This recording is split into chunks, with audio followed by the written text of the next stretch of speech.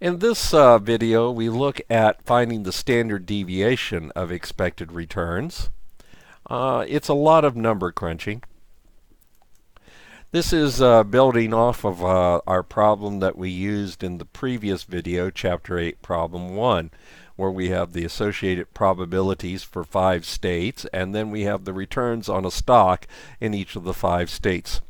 The standard deviation of the expected returns will be, for the first stage, the probability of that state, 10%, squared, times the return expected in that state of a minus 10%, minus the expected return, which we calculated in problem 1 for Chapter 8, of 3.6%, and then this difference squared.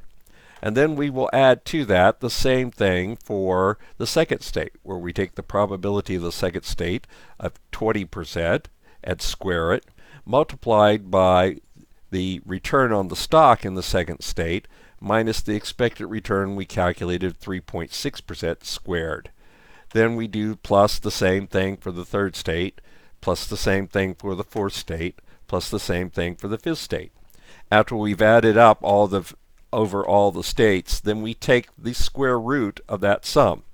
When we do that, we find that the standard deviation of expected returns is 3.45%.